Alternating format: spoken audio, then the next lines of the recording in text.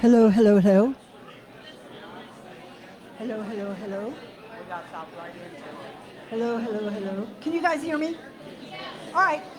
Public service announcement. Public service announcement. Public service announcement. I just turned on the air conditioning.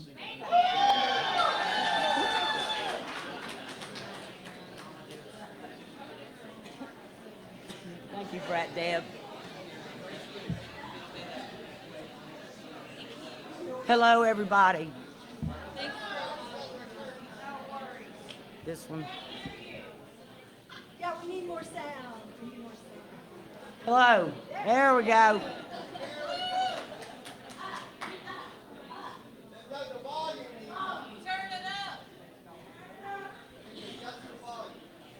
I don't know if I can I? No, you'll have to do it from there. Hello, everybody. I'd like to welcome you and thank you for coming out today. This is the first Southern Regional Open Town Hall.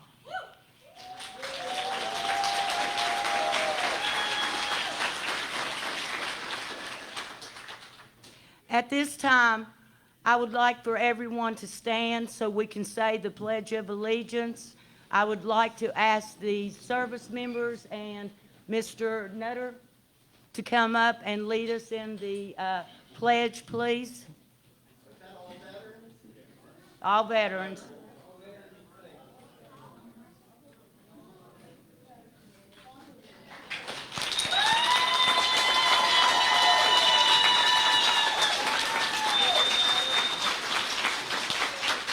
Speak in the microphone, they can hear you.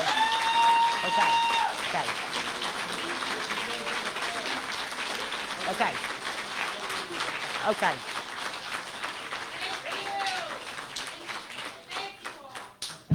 Come on over here, mister. We honor you. Thank you.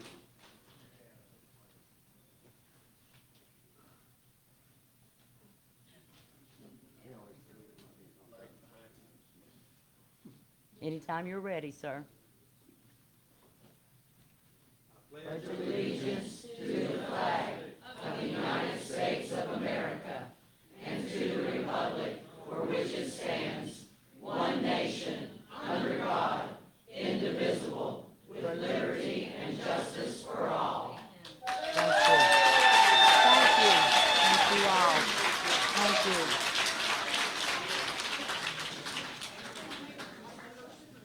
Are there any paid protesters here today?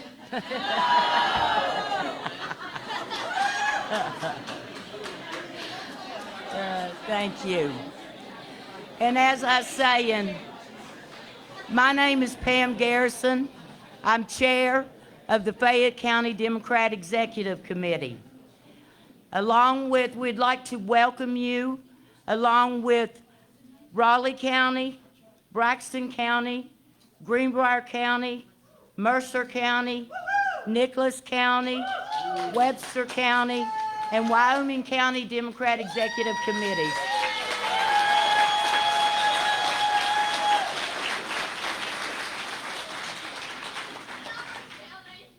And Summers County. Sorry.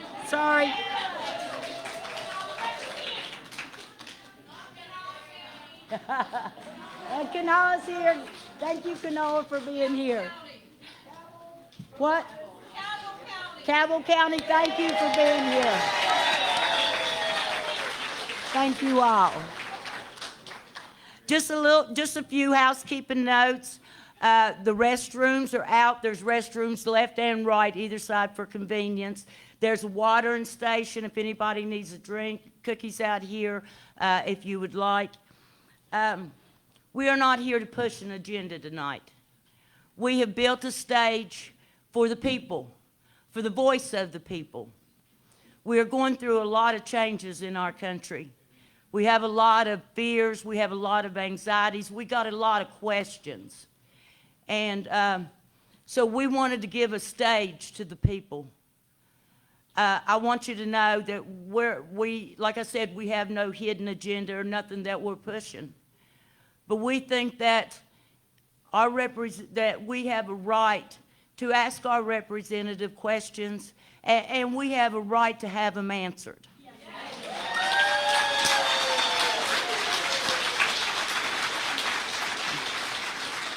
I don't care if you're Democrat, you're Republican, you're Independent. We are all West Virginians, and we're all in this together.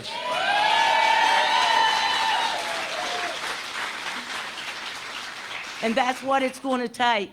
I thank you all for coming out and being involved, because that's what it's going to take, us becoming one, us standing together with one voice, with one heart, with one mind. And so I thank you all from the bottom of our hearts for coming in and participating in this.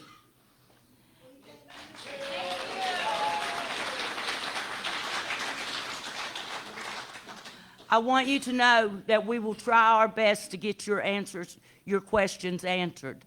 This is being recorded. We are taking down every one of y'all's questions. We will send these questions to the representatives, and we will try our best to get an answer for you from this town hall tonight.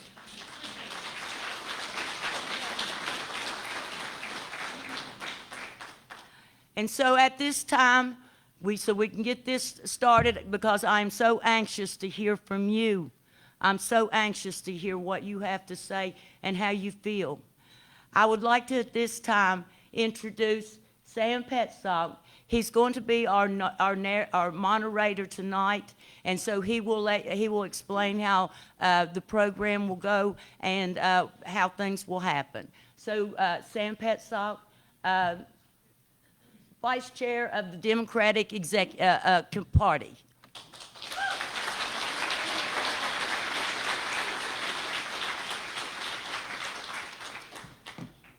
Thank you. Thank you, Pam Garrison, for your work and leadership here. Are people able to hear us okay? Okay. I can turn myself up. How's that? I will. So first things first, when you're speaking into the microphone, please speak loudly as you can. We don't want to shout. And on that same wavelength, we are all West Virginians. We are all American citizens. We've been through a lot together, from 1863, fighting for our independence, paying off the debt that took us 75 years to pay off our infrastructure, build our industries. We built the modern economy in this state by building for broader freedom, by working together. So we're not here today to snipe at one another. We're here today, like Pam said, to voice our common concerns. And so please voice them loud and clear and respectfully when you come to speak. We are going to let each person have 2 minutes in speaking at the microphone. I'm going to invite people up in groups of 5. So there's a lot on our minds right now as a nation. We have, as the conveners of this event, we've identified 4 general topic areas. And we'd like to ask you to organize your comments today. We'll invite you up to speak in turn about 4 major topics. And the first topic is public agencies. That is the Veterans Affairs, Department of Education, the Mine Safety and Health Administration, the U.S. Department of Agriculture. We all know what's happening with these public agencies. We'd like to hear your comments first about public agencies. That's topic number 1. Topic number 2 is public benefits. That means Medicaid, Social Security, school lunches, free and reduced school lunches, SNAP benefits, women and children's nutrition. The second topic we'll ask you to come up and speak about is public benefits. Third topic will be foreign affairs. That is Ukraine, USAID. There's a lot happening. We could be here all day talking about any one of those things, but those are the first 3. We'd like to try to organize our comments so that you can build and react to one another about a similar topic. So that's my role as moderator. I just hit my 2-minute mark. So I'm going to shut up, and I'm trying to model what we'll do here. Now, yeah, we will have a sign that says 30 seconds remaining, so you can try to wrap up your comments. You said there were 4. What's the The fourth one, will be tariffs and trade. Now, look. If we get to 5 o'clock and we haven't hit tariffs and trade, we might leave that one off. I'm going to try to move this along. but there is a lot to say. I'd like to ask you one other thing. When you come up one time per topic, okay, you can come up and speak if you have, if you have thoughts about a second topic. If you talk about public agencies and you've got a thought about Medicaid or Ukraine, you can come back up. But we really would like you to try just once per topic so that the room can be heard on all these topics. Okay, so at the end we will wrap up with Country Roads. We've got a banjo and a guitar up here, and in the spirit of unity, we'll all sing it, okay? Okay, so the first topic being public agencies. If you've got thoughts about the cuts or the jobs or anything at all, I'd like to ask the first 5 people to the mic will get to speak first on that topic. So please start approaching if you have a comment that relates to that topic. Let me address that as well. Sadly, we heard from 2 of them who said they will not be showing up. That was Carol Miller, and I was told Shelley Moore Capito we sent letters by mail. We sent phone calls to their offices, spoke with particular staff people to ensure they knew they were invited, that the senators and congressmen were invited, and it was blasted all over Facebook and social media in addition to mail and phone calls. And Shelley Moore Capito, reportedly, her office told one of our callers that this was a fake event and she was not going to be coming. Now, Jim Justice didn't say one way or the other, so if he rolls in here in 15 minutes, we'll see. But that's all I know about them. Yeah. Okay. Okay, please calm down. I'm not doing my job as moderator, folks. Please quiet down. Thank you. There's so much to be angry about, okay? But let's direct it by listening to our brothers and sisters in the spirit of democracy. So I'm going to time you. Keep an eye for the 30 seconds. Go ahead, Mr. Holden. Please state your name when you come to the mic. My name is Wes Holden. I worked for Senator Rockefeller for 38 years. I'm a veteran. You saw the number of veterans here. I remember when we first had to fight for Agent Orange benefits. I remember when we had to fight for Gulf War syndrome.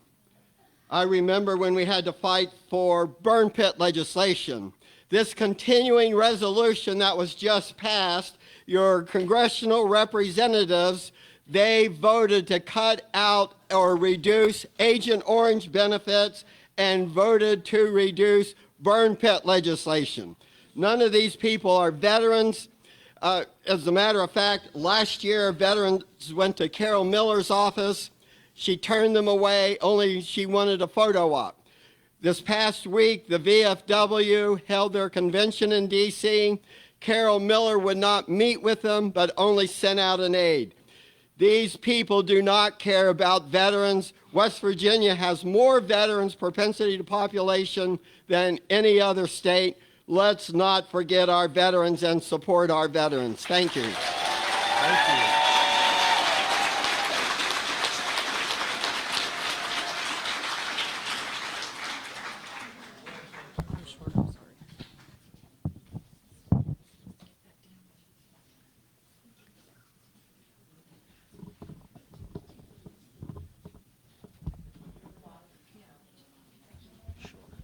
One second here.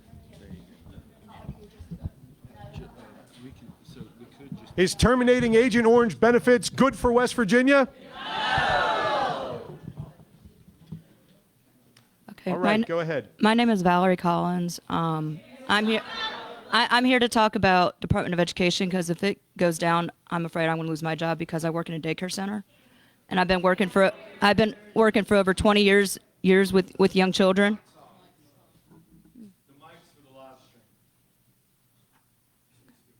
All right. And I'm afraid if the Department of Education gets canceled, then a lot of us daycare workers will be out of jobs. Laura McHann, who is now the head of Department of Education, she knows nothing about education. She knows a lot more about wrestling than she does education. And I really don't want the Department of Education to get canceled, because if I'm out of a job, then I don't know what I'm going to do. Thank you. Thank you, sister. Hello, my name is Wendy Peters. I'm a public educator. My husband is a public educator, and I am the mother of a public school student. My job, I've been in education for 23 years, but my job is an instructional coach out of the Title I program.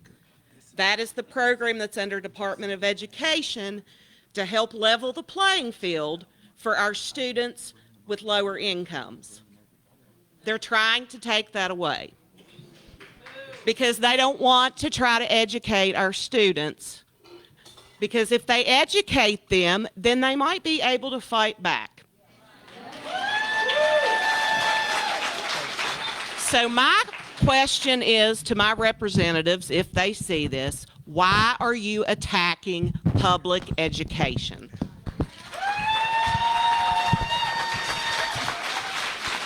Thank you, Ms. Peters. Ready? My name's Elizabeth Rainey, and I'm a local West Virginia, Beckley, West Virginia native. And I came to my representatives today, Senators Capito, Senator Justice. Justice is actually from Raleigh County, and also Representative Miller. And my question is, as a mother, how can you help me? How can you help me sleep at night? Because my children are losing their jobs. I have a 26-year-old daughter losing her job with the National Park. I have a son graduating high school. I need for him to be able to attend college. And as we dismantle the Department of Education, my fear is that higher education will not survive those cuts because so much of their funding comes from federal student aid. Even if we are able to pay for our own children to go to college, how can they even sustain an institution without that funding? So at night, every night, I'm awake asking myself, how can I make a difference for my children? And that is my question for Senator Justice and Capito and Representative Miller. Thank you. Thank you.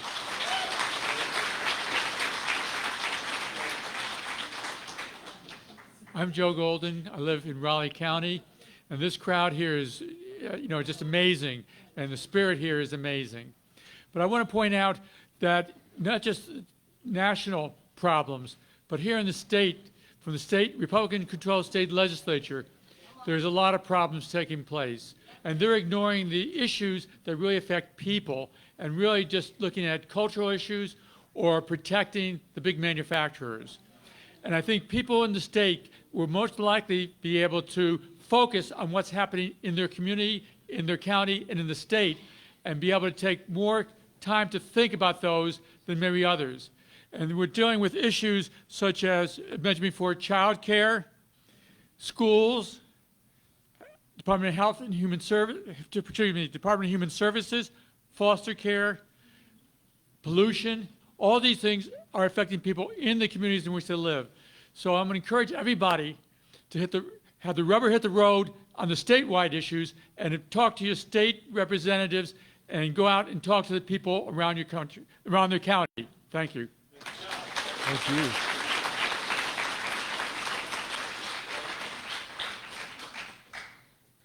Hi, my name is Sydney Williams. I live in Mercer County. I'm a social worker who works with children and adults who have intellectual and developmental disabilities. I got laid off this month due to fear of more Medicaid cuts. I am, along with many other West Virginians, upset with and disgusted at the sheer magnitude of corruption going on in our federal government right now. It is terrifying being a woman, and it is terrifying to have less rights than my own mother had 30 years ago.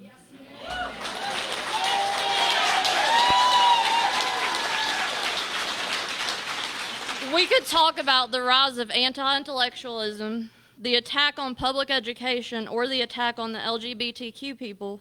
But the one thing I want to bring up that is most important to me right now and impacts us on a smaller scale is the bill that got passed yesterday in our state capitol, House Bill 2233.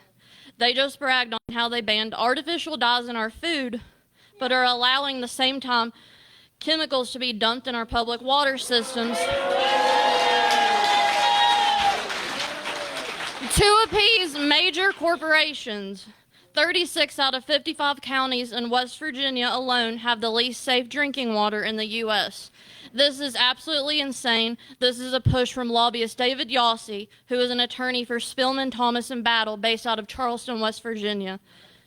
The West Virginia Manufacturers Association is behind this latest push to allow corporate fossil fuel tyrants to poison our water.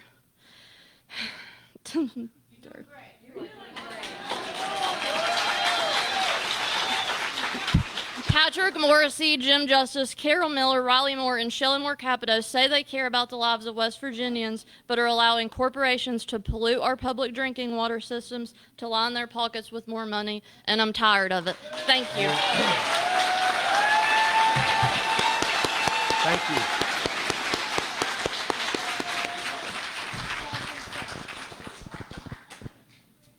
Come on up. I may or may not need a microphone. I'm a loudmouth. My name is Carol Koger. I'm from Webster County. One of my concerns is the national forests. We have the Monongahela National Forest in Webster and Nicholas County. The USDA Rural Development have brought diverse stakeholders together for a development of this. Our counties depend on the tourism from the national forest, camping up Williams River, camping on Cranberry River, camping Summit Lake. We cannot have our forests closed, people laid off that have worked for years, and our counties and our state punished by greed to log it, to make housing developments out of it. And that's what's going to happen. Don't let it happen. Stand up for your counties and our state. Thank you. Thank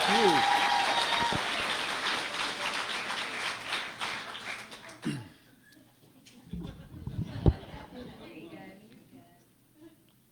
Good afternoon. My name is Mike Pushkin. I'm the chair of the West Virginia Democratic Party. I'm also a member of the West Virginia House of Delegates. And first of all, I want to thank Deb, Pam Klein, Pam Garrison, all of the county chairs in the Southern District of West Virginia that helped organize this event. I was perfectly content to come down here and just listen and hang out in the back until I heard the reply from our senior senator, Senator Capito, and she said she was not coming here because it was what she called a fake event. I see real people in here.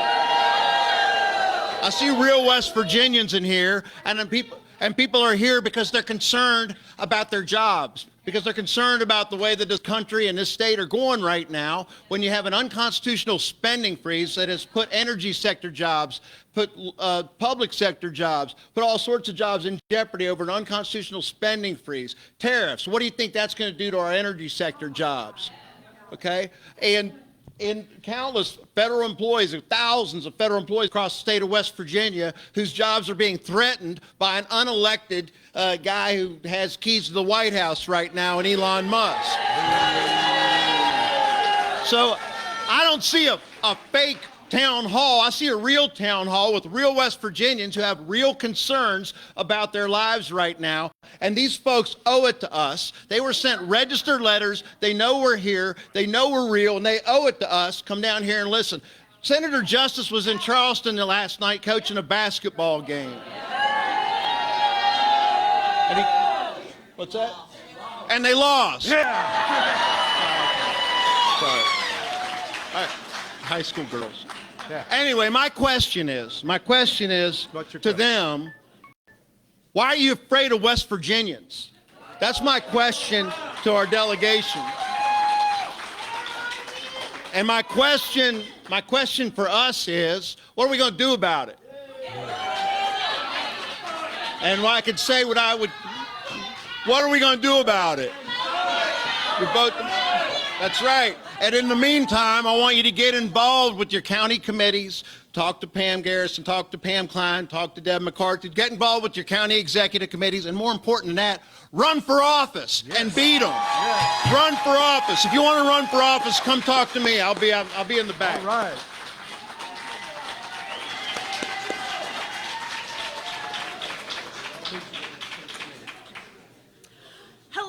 I'm Nancy Fife. I'm from Greenbrier County. Wonderful to see all you beautiful, real people here today. If we had real representatives, I would ask them, I would thank them for the time and effort they put into fighting for mining jobs in West Virginia. There's 14,000 miners in West Virginia, but there is, as of 2023, 18,000 federal workers that live in West Virginia, and a combined, connected to them, over 39,000 people's jobs and livelihoods that are centered on those 18,000. Why aren't you fighting to save those jobs?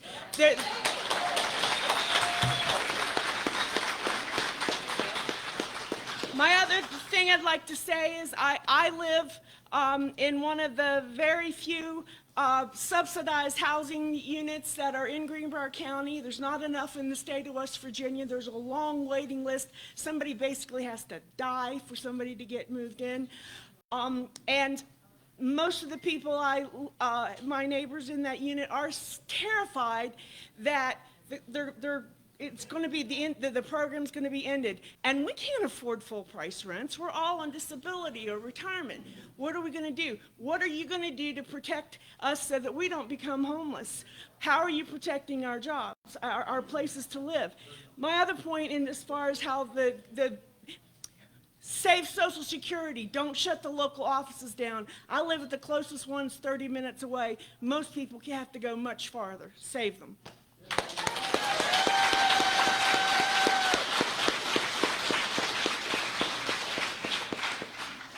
Good afternoon. My name is Robert Krause. I've been a state and a local government employee for 20 years. I've managed projects up to $40 to $50 million projects for the state. I've also had major projects with the city of Beckley that I worked on. My question is, how can we have a group of people coming into the government who obviously are not qualified, whose existence there is completely a secret? Their so-called leader, although we don't know who is officially in charge of this department, is saying that it's a secret to release their names and it's against federal law. This is an organization that I have seen no enabling legislation in, putting them officially in power for this job. They weren't. The existence of this unit was never developed. You four people are senators and congressperson who are required to set up the laws that do this. There has been no public input into it. How can this exist? It's time that you get off of your suitable chairs here and start doing your job. That's been missing from the whole process. Thank you.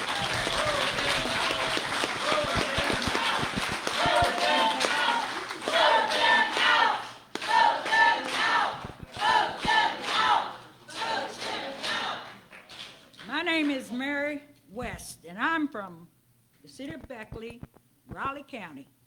And I'm here to ask these four so-called people that want to hide from us. I don't bite. They can come see me. But why are they wanting to pass a law for teachers to be able to bring paddling back into school to our children? And that is for elementary students, but K through 12, they want our teachers to have weapons and staff have weapons. I want this type of stuff to stop. I have sued Raleigh County school system for messing with my babies, and I don't mind going back and doing it again. And all this other stuff. This is the second time that these clowns down in Charleston were supposed to be up here to see us and have not showed up. They are cowards. And also, before I leave, I would like for everyone to know that there will be a rally at the Capitol in Charleston on the 20th of this month for AEP. And everybody needs to leave their areas and go down, keep them from getting that 10%. So thank you very much.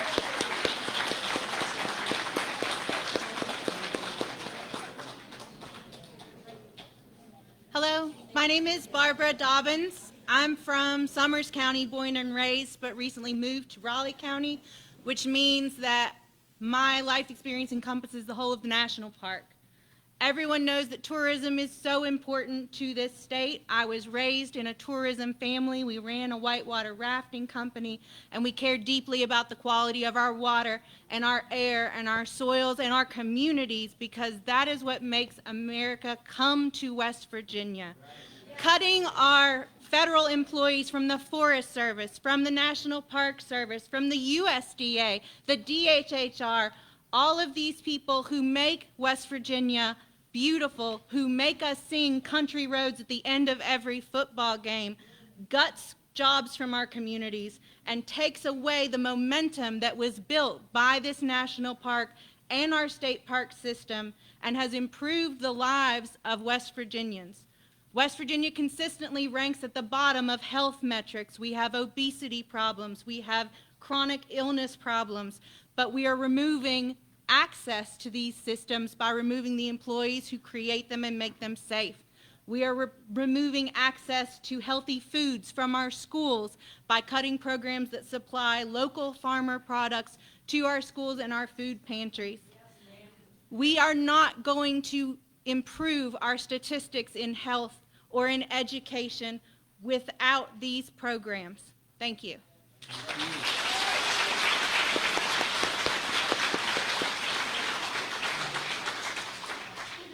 Hey, my name is Jamie Helton. I'm from Beckley, West Virginia, but I currently live in Morgantown, West Virginia. So I am, oh, sorry. Gotcha. Thank you. So I am a researcher in biomedical engineering up at WU. Thank you. With a focus in stroke treatments and prevention, and have seen graduate students get their acceptance revoked due to financial cuts, and have heard the concerns of professors of their budget being cut.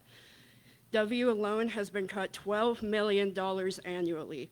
I want to know what you, as my representatives, are, one, doing to fight for our ability to research things like diseases that affect many of your constituents, like strokes that I study, through research that's driven by government funding, and two, what you're doing to fight against harmful misinformation that our president is purposely spreading despite multiple reputable studies to each, including things like transgender mice, vaccines causing autism, and climate change not being real. Thank you. Thank you.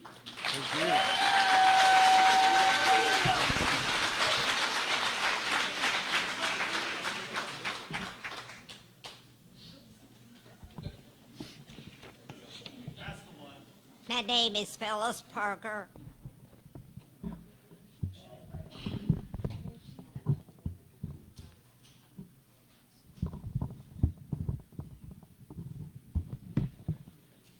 My name is Phyllis Parker from Summers County, and I want to ask these people if they want to keep their reputation in West Virginia and Washington as reasonable people. It seems now is the time for them to step up and protect us. West Virginia voted for Trump, but we didn't vote for Musk. We certainly didn't vote for Project 25.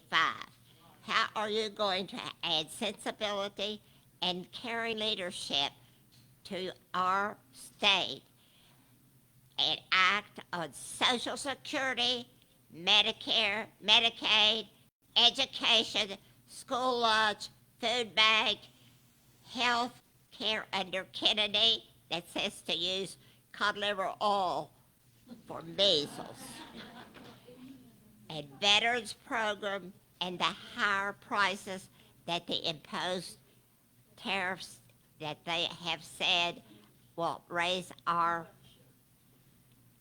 amount that we pay for extra things.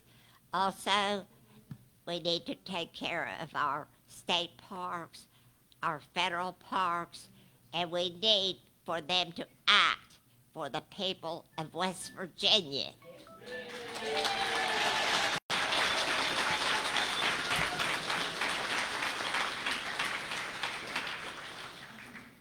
My name is Bonnie Bates from Webster County.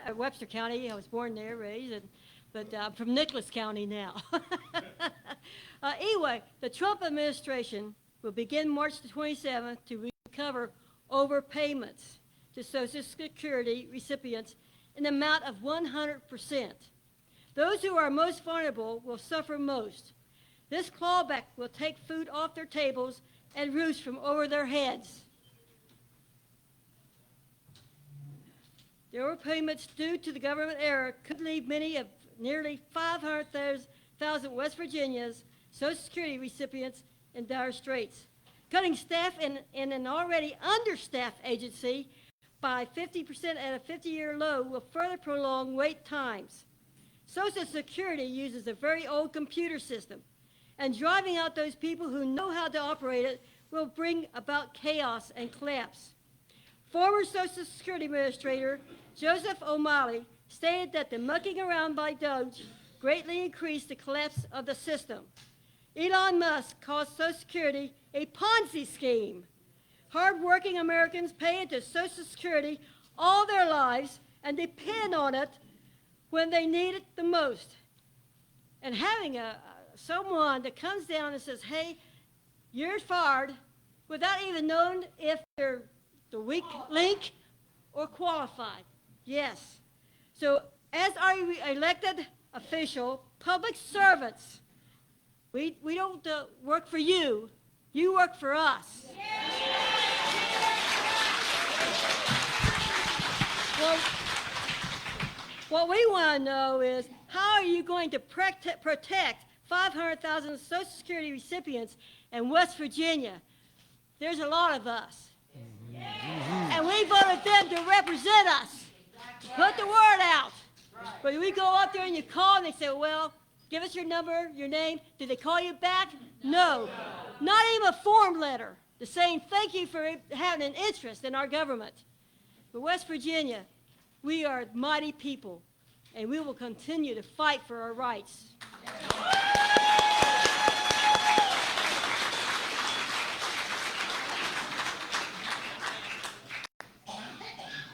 Hello, can you hear me? Is this the one? Okay. My name's Cleo Matthews. Can't hear us? Can't hear me? Now can you hear me? Okay. My name's Cleo Matthews. I'm from Summers County, and I'm here to voice my concerns. First of all, the money that is to be spent to feed our children in schools. In our West Virginia, those meals that they get at school are the best meals that they get all day. That money needs to be protected. Also, as they are looking to chop Medicaid, there are so many people in West Virginia that depend on Medicaid. We have 2 nursing homes in Summers County, but the one that I'm affiliated with, only 3 patients are private pay. The rest of them are Medicaid. What's going to happen to those people? Are they just going to throw them out on the street?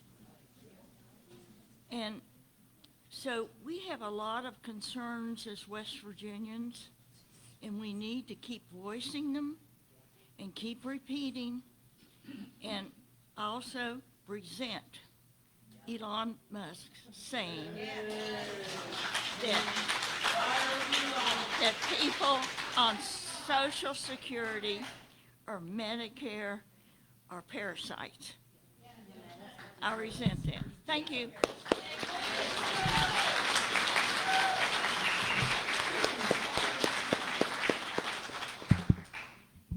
I'm tall. Hello. Yeah. Hi, everyone. My name is Joanna Vance. I wear many hats, but today I am showing up as a mom and a coach. We just came from the ball fields over there. I grew up in Boone County, West Virginia, but I've been a proud Raleigh County resident for the past 8 years. I do a lot of work with fighting for poor people, for working class people, helping get free food in our schools, working infrastructure. I've done a lot of lobbying at our Capitol, right? there's nothing I can ask any of these people that I don't either know the answer or they're not going to respond. Like, the one thing I can say is, why would they rather kiss the ring of Elon Musk instead of their own people of West Virginia? And my only answer that I could come up with is, they're not affected, so they don't care. And I'm gonna bring up Patrick Morrissey for just 1 second. I blame Shelley Moore and Carol Miller that we're stuck with Patrick Morrissey as our governor. If you do not know, Patrick Morrissey is the one that brought the opioid crisis to West Virginia. And then Big Pharma paid for him to come from Jersey to be our Attorney General over those opiate settlement funds. And now he's our governor. So I tell you, excuse my language, but Elon Musk and Patrick Morrissey could stay the hell out of West Virginia.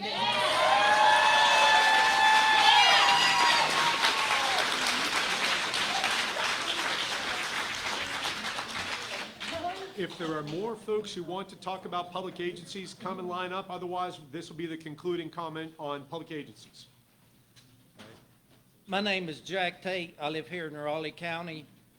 Thank everybody for being here. The tone I have is a little different than what you've been listening to. I'm a little nervous, so please bear with me if I stammer a little bit. My stepdaughter is an RN at the Beckley VA Medical Center. She was in a relationship with a coworker for a period of time. After a few months, she would show up to work and our house with bruises on her arms and body. Over time, the assaults became more aggressive, and in one instance, she appeared at work with 2 black eyes and her arm in a sling. She stated the cliche excuse that she had fallen down some stairs. She could not gather the strength to leave until she was struck by a door in the face, causing severe damage to her mouth, nose, and forehead. The damage to her nose was severe enough that plastic surgery was needed to properly repair it. She was taken to the police and a domestic violence petition was filed. She returned to work and attempted to give a copy of the restraining order to her supervisor and was told, quote, "I don't want to get involved," unquote, and was refused help. Her assaulter was never placed on leave or ordered not to come to work. We reached out to Senator Capito, then Senator Manchin, the OIG, the local prosecuting attorney, and the Beckley VA administration. And I'm going to say this so don't get upset.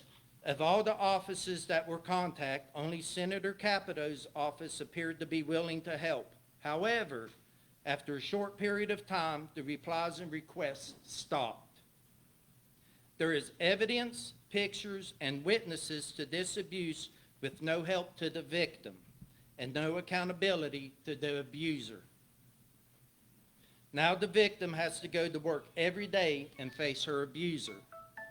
My question is, why is the abuser allowed to continue to work at the B.A. Beckley Medical Center? Thank you.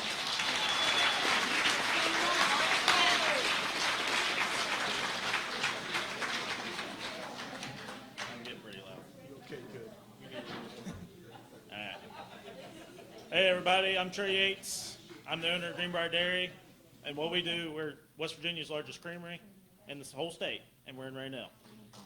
We service the school systems and food banks. Makes up 98% of our business. So Elon Musk and Donald Trump, why did you cut $1 billion from the USDA for local foods? So, and our representatives, they back that.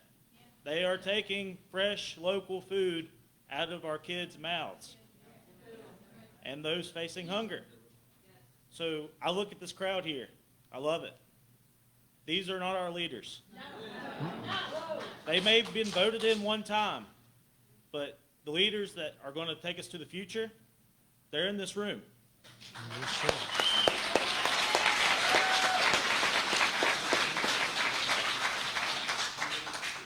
And I've never been political until now, and I just want to say that if they needed a new face of agriculture in the state, they've drugged me out of the woodworks.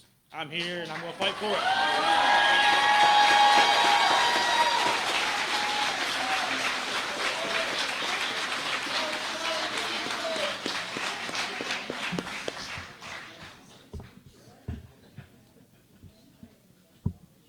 My name's Mary Morgan. I live in Monroe County.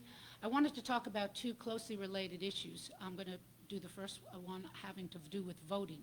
How many people here have heard of the SAVE Act? The SAVE. Is this on? It's on. Just talking to it. The SAVE Act, S-A-V-E, it's an acronym, I'm not sure what it stands for. Carol Miller voted it and it has passed the House. It's now in the Senate for Justice and Capito to vote on. The SAVE Act pretends to be a voter integrity act. It's actually a voter suppression act. Among the things that it requires is you have to show proof of citizenship when you register to vote. Your driver's license will not serve. Your passport will. Your birth certificate will not serve unless you are using the exact same name now that is on your birth certificate. So that's from all women, almost all women. Pretty much all women will not be able to register to vote. I'm sure you are all registered, but if you move to another district or another county, you're going to have to re-register. Okay. I guess we don't need a divorce and start over. Doesn't matter. I'm divorced and have used my, excuse me. I'm divorced and have used my married name for the last 50 years, as have many divorced and widowed women. Most women don't take back their own name. The second thing I wanted to address very quickly is Social Security and Medicaid. How many people here know that there's a cap on Social Security? Many people do not. I suggest you start asking friends and neighbors, do you know that not everybody pays on their full income? If you make over this year $176,000, you don't pay Social Security on that amount. So every time you hear Musk and other GOP members yelling that Social Security is about to go broke, lift the cap. Get rid of the cap. I want to know why that is never brought up as an issue. Most people don't even know. Finally, I just want to say something about Medicaid. It will cause the closing of hospitals, nursing homes, and how many people here use for health one of the community-funded health care centers? I do too, and they have been cut. Their funding has been cut. The one I use has been around for over 50 years. It has some reserves. No one knows how long those reserves will last. In Virginia, the day those cuts were made, half of those community health centers either closed or cut back services. I want to know what she's going to do to protect my health care.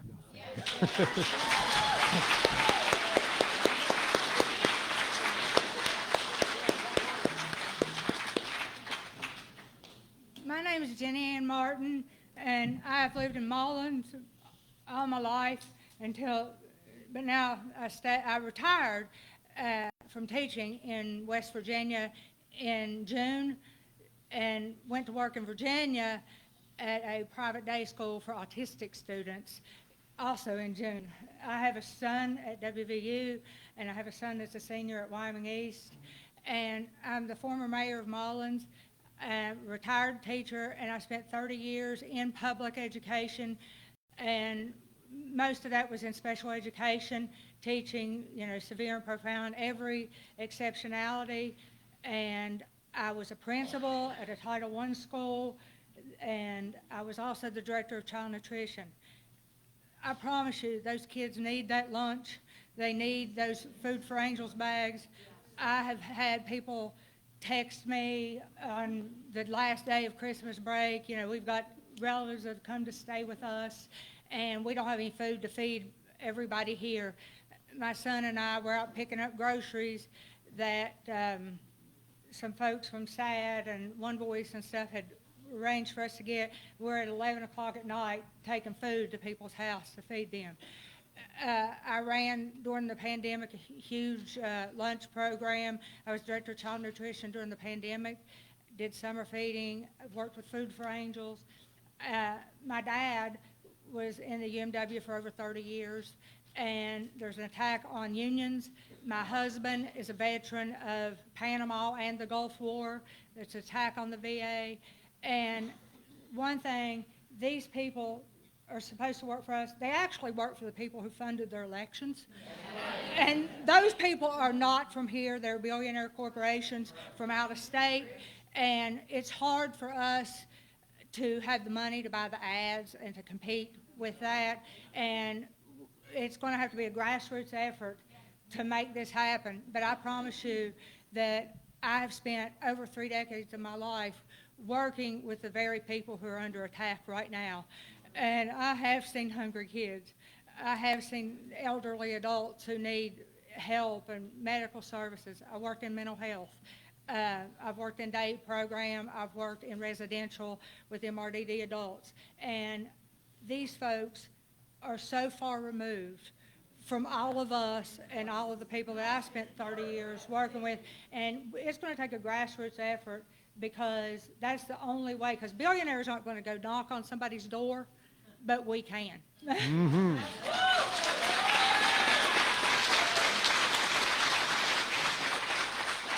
Come to the main podium over here. All right, folks, come on over here. We're going to have you comment from the main podium.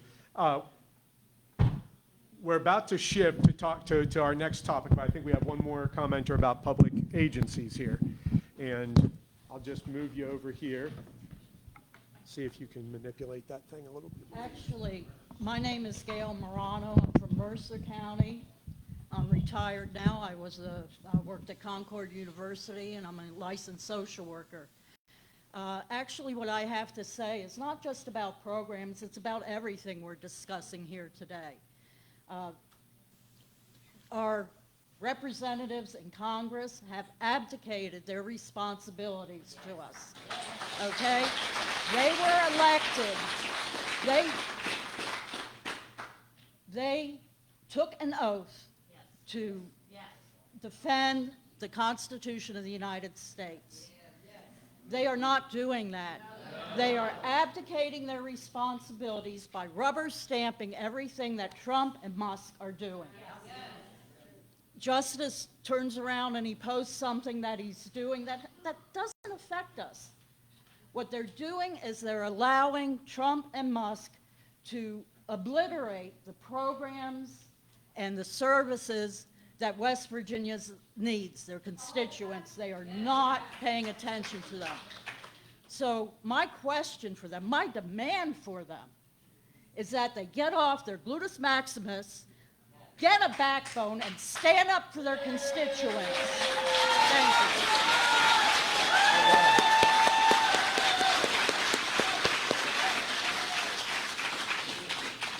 you. Okay, on that point, yeah, we've got more people. Why don't you come on up?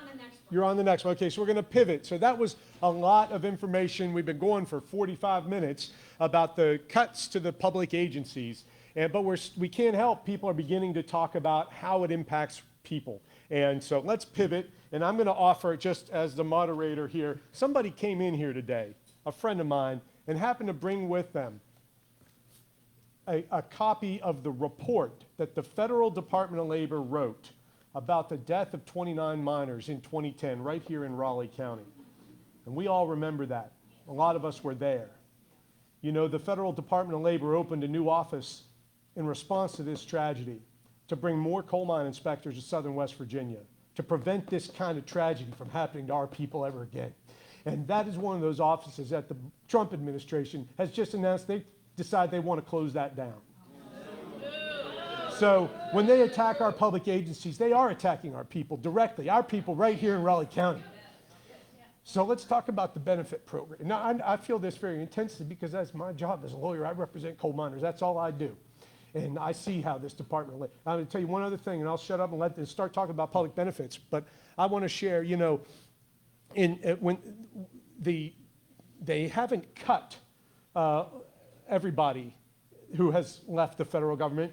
As some people heard, this fork in the road. Elon Musk told federal employees, you can take a fork in the road. I'll give you a buyout and leave your federal job. Well, guess what?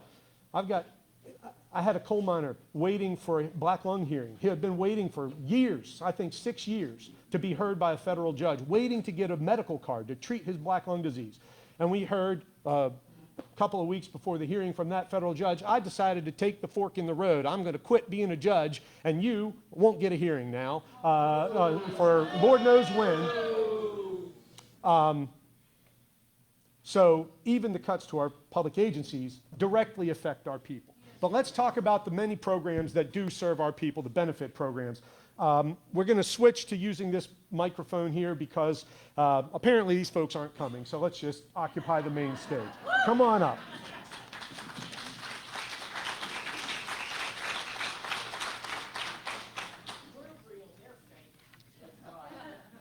Okay. Can y'all hear me? Okay. I don't usually have a problem being heard. I have a lot to say about a lot of things, but I'm going to try to be really concise about a few things. My name is Tamara Banks.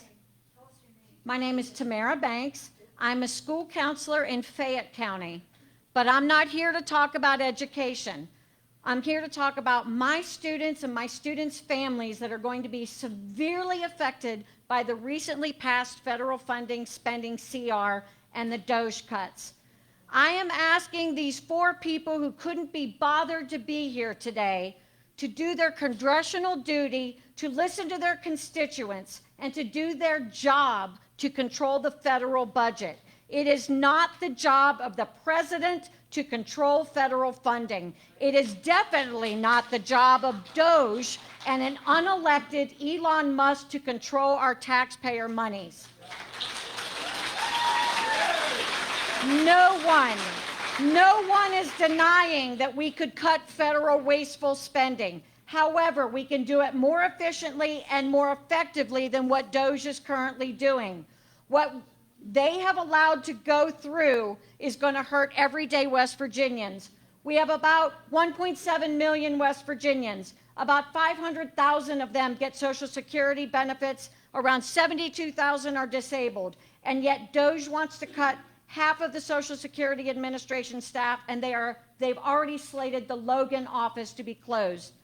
About 516,000 West Virginians get Medicaid benefits at a cost of $5 billion. 81% of that funding is federal. We have more than 101,000 veterans in West Virginia, which is 7% of our population, yet VA jobs are being slashed. These are my students. These are their families, this is my community, and the people that put these guys in office. Why are they not standing up and protecting us when we put them in office? I have some thoughts on how we can cut federal spending. We can cut $3 billion per year on gas and oil subsidies to ExxonMobil, Shell, BP, and Chevron. These companies are bringing in billions and billions in profits. That's $3 billion annually. We can cut $1.3 billion per year in closing the hedge fund loophole that benefits only the wealthiest Americans, not us.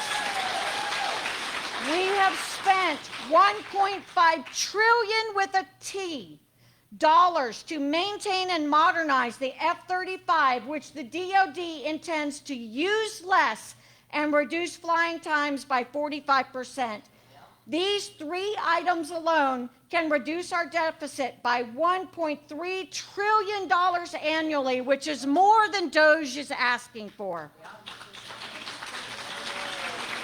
And I want to, so I don't come up again, I just want to say real quick, it's essential that we support Ukraine to keep the free world free. These people know this. As for the spending on Ukraine defense, 85% of that money was spent in the United States. These are American jobs. I have called and emailed all 4 of these people and asked them to stand up to Elon Musk, and I did not hear from any of them. And a few weeks ago, President Trump called President Zelensky a dictator, and exactly 6 Republican senators spoke out against that statement. None of them were these 4 people. I called all 4 of them and wrote to all 4 of them, and all 6 of those senators that spoke out, only one came back to me, and that was Lindsey Graham of South Carolina, and he told me he only replies to his constituents. Well, my congressional representatives are absent, and I'm asking them to stand up and do their job and stand up to the bullies that are hurting us. Do your job.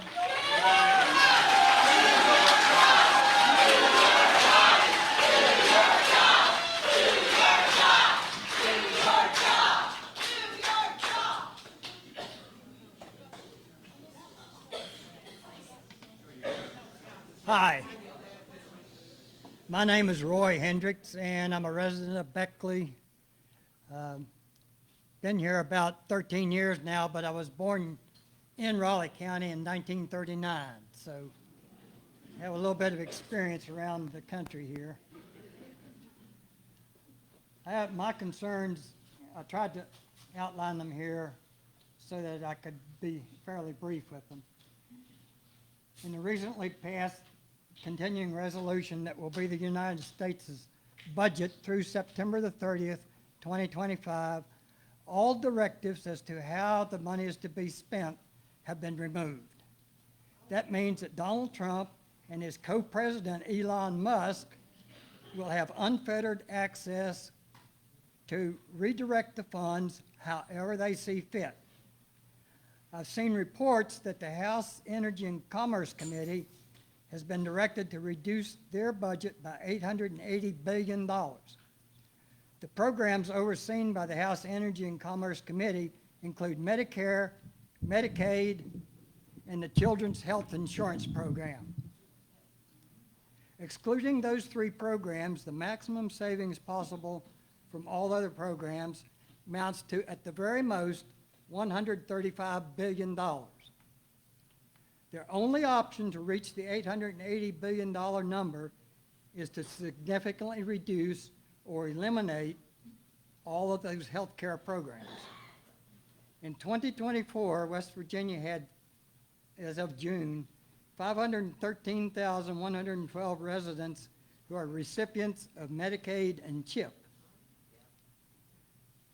My question to those who are absent here is this: are you going to stand up and fight for those 513,000 residents, or are you going to be an active participants in ripping this support away from them?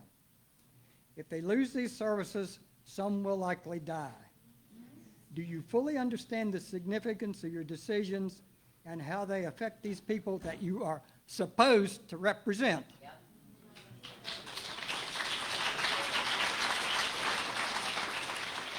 In addition, West Virginia in 2024 had 348,000 Medicare beneficiaries enrolled. If the cuts also include Medicare, those people are going to lose access to health care. West Virginia's population in 2024 was 1,769,000, well, almost 780,000.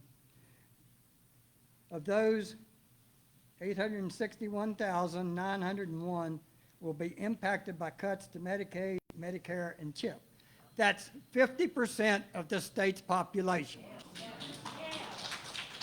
Many of them are children who can't vote, and we need these absent representatives to Congress to stand up and try to help take care of them. And that's my rant for the day.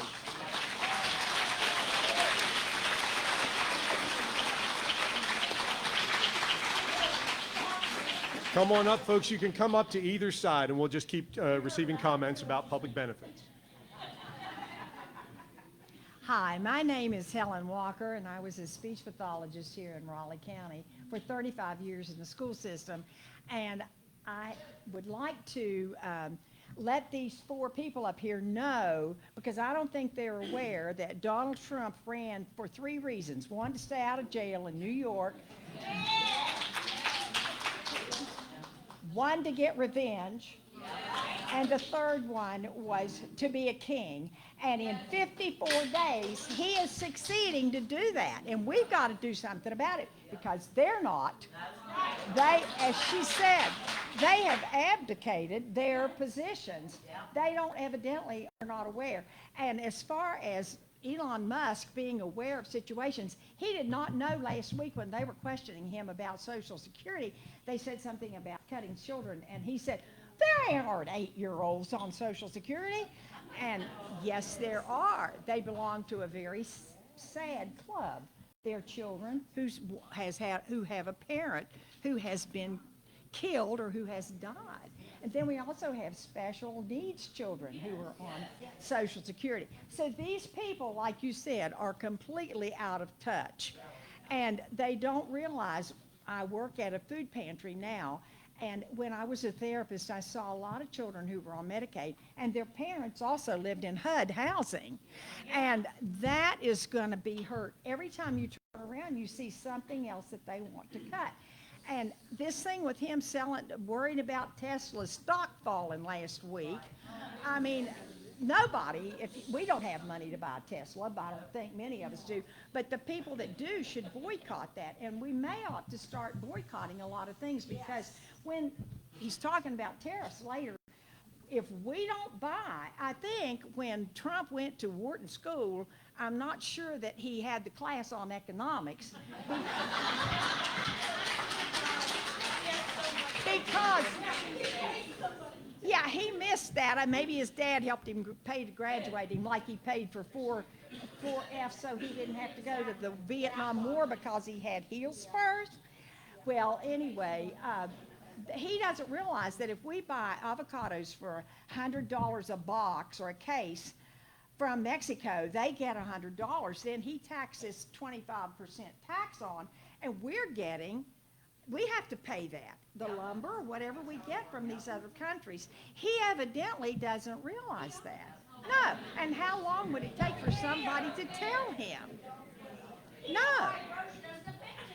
So we've just got a lot of work to do, and we're going to have to stand up, because these people are not good. They've just let him do what he wants. So thank you.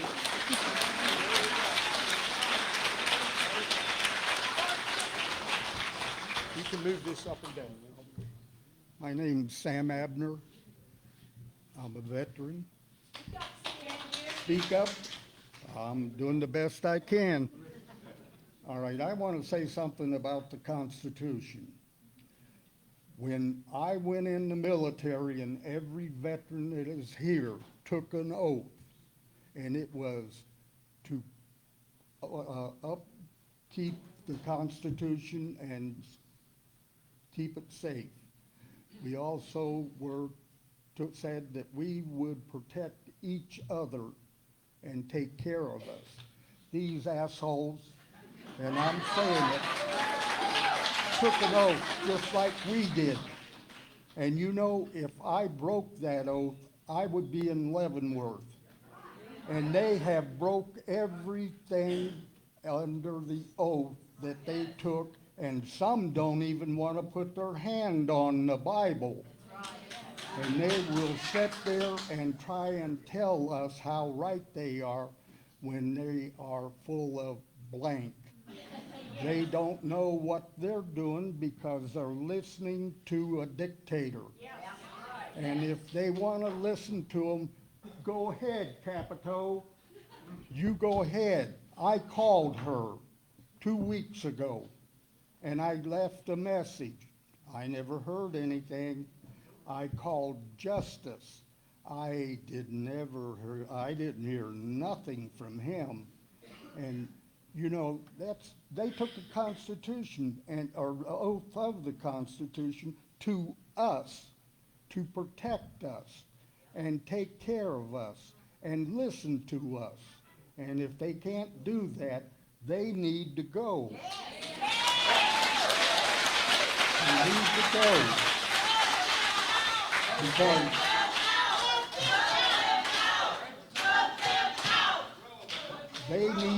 they need to live the same lives that we live. I'm worried about my veterans benefits. I'm worried about my disability benefits.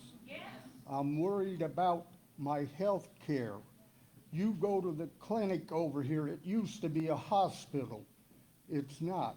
It's an overblown clinic. And they can't even, what people they did hire, they're gone now because they didn't meet the 2-year thing and they got rid of them. You can't go into a clinic without them saying, okay, we're going to take care of this, but we don't have a neurologist. You're going to have to go outside to get it and get your treatment. So the VA here is weak and it won't be here much longer, the clinics, because they want to make a rest home out of it. And which is okay with me in a way, but we are entitled to our benefits and we need to have it taken care of. Thank you.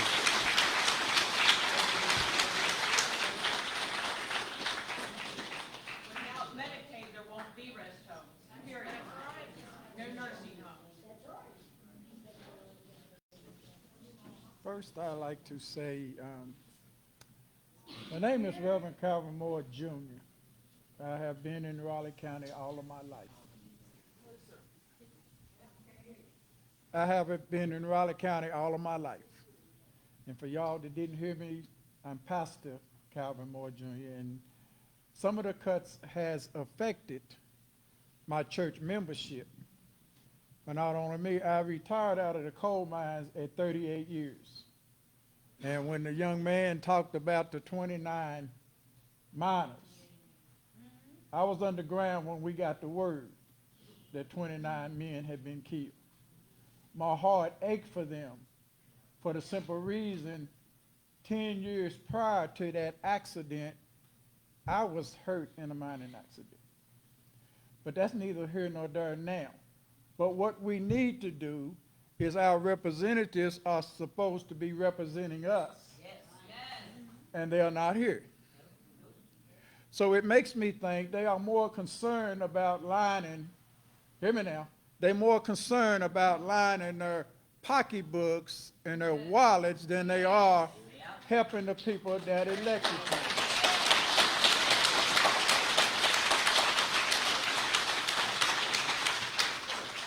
Not only that, we all serve one common goal in here.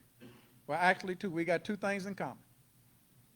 First thing is we got the same blood that runs through our veins. We are West Virginia. Am I right? We are West Virginians. We stick together. In the coal mine, we had a brother oath. Regardless of what race you was. Our code was, I protect you and you protect me, and we all go outside in the evening. We got that same code in West Virginia, but somewhere along the line we got let down. Not only by state government, but local city government too. I'm not a politician, but I have been petitioning the city of Beckley to fix my part of town for over 45 years. And I've been getting the same runaround, and in a few days, we're going to have some serious rainy weather. Most people are going to be sleeping. I'm going to be watching the water to see how high it rises and what more damage it does to my residency. On a federal level, we are being attacked on every hand. He cutting this, he cutting that, he cutting everything. Maybe it's time for us to start cutting some of their things.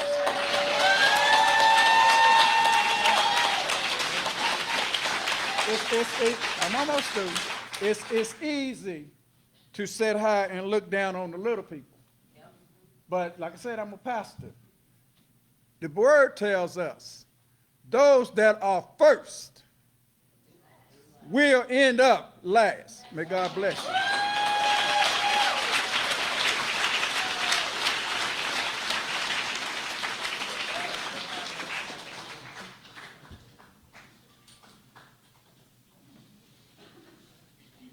Folks, if you would have more comments on public benefits, please 3 or 4 at a time line up, so we'll keep it going, and then when we run out, the next topic will be foreign affairs, Ukraine, things of that nature. Thank you.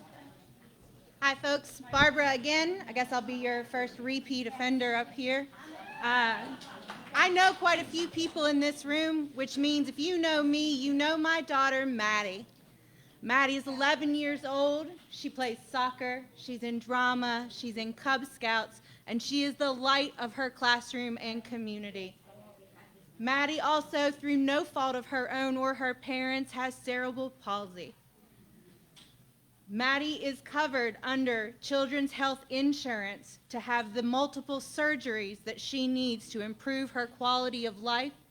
She is covered under 504 plans in schools to level the playing field to allow her to achieve and lead alongside her peers.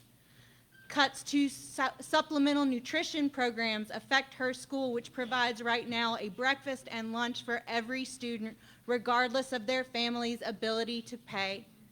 She relies on these services that are being cut now, and she may rely on them in the future. She has another surgery coming up this summer, which may improve her quality of life or may leave her permanently disabled, in which case she will need to depend on SSI and disability benefits to help her make her way through the world. This is my child. This is all of our children. These are our grandchildren. These are our families in our communities, and we will be devastated with these continued cuts. Thank you.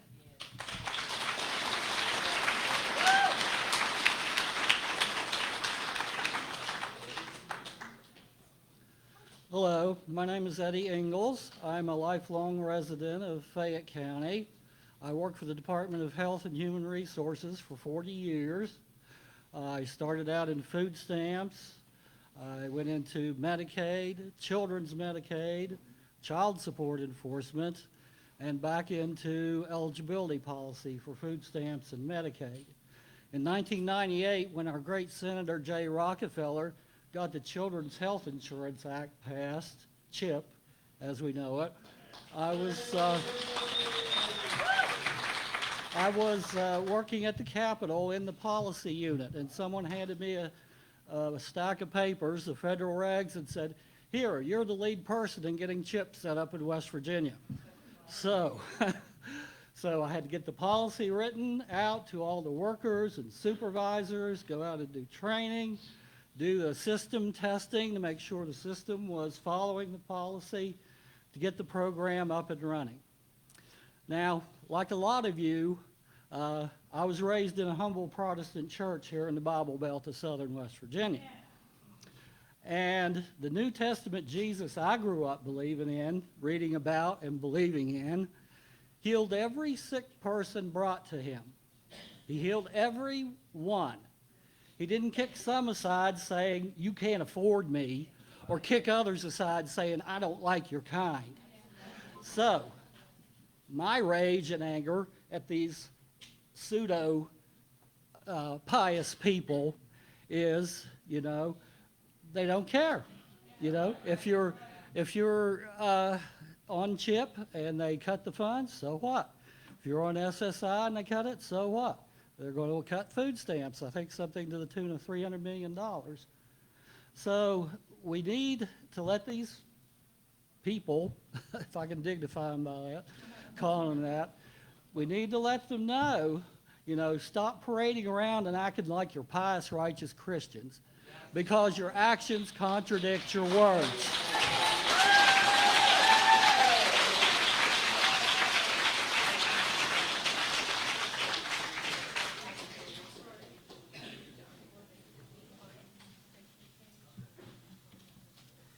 I'm Judy Lucas from Lewisburg, West Virginia, and these people should know my name by now, as many phone calls as I've made to them, which, again, the only response I got was from Shelley saying SNAP was out of their purview. You know, we can't control that. That's somewhere else. But any of my concerns I didn't hear about.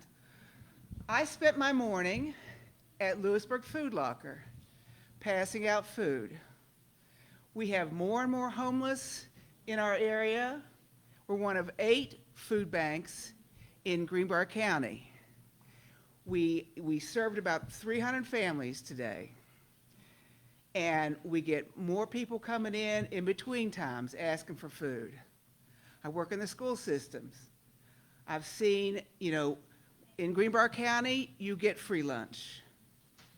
We also have the backpack program so kids can have money, food for the weekend. We are a poor, a food insecurity area, and they are cutting off all the SNAP and the, different things. Medicaid, they're cutting. We are a poor state. We, as people have attested to, a lot of people get Medicaid.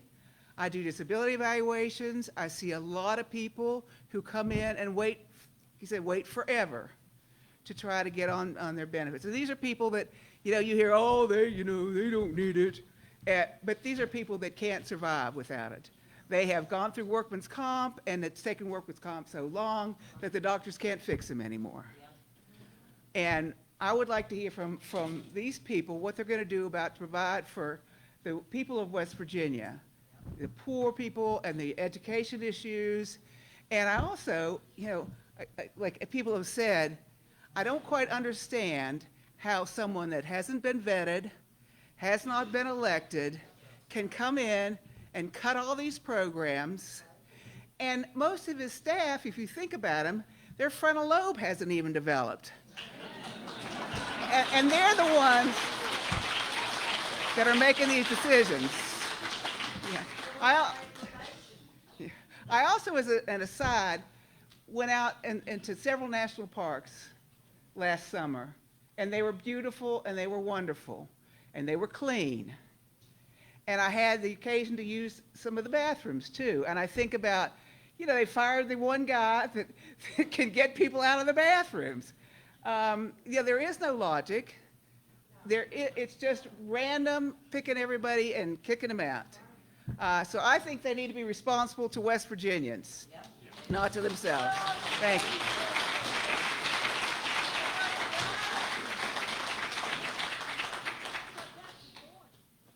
Hello, my name is, can everybody hear me? My name is Melanie Lester. I'm a lifelong resident of Raleigh County. And excuse me if I ramble, I'm a little fired up. I am a proud daughter of a World War II veteran.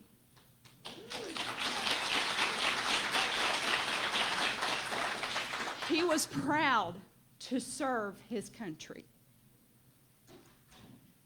Every Thanksgiving, we got the story of my dad, hearing how he was a Navy veteran, hearing how he was blessed to be able to have Thanksgiving on the table every year, and the story of how Thanksgiving off the coast of Japan, and hearing he couldn't eat his dinner that year because he could hear his fellow members of the military being killed, and how devastating that was, and how thankful he was to be a United States citizen. And of the many VA benefits that were a blessing to him. He was a meager man, not rich by no means. I don't know how he made it. There was at one point, there was only $700 a month in Social Security benefits coming into his household. And the only way that he was able to get medicine was through the VA. And we were thankful for that service to the VA. I would like to ask our representatives, this is a real meeting, by the way, Ms. Capito.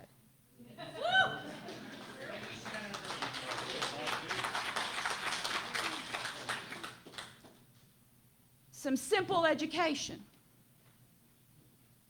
to these folks.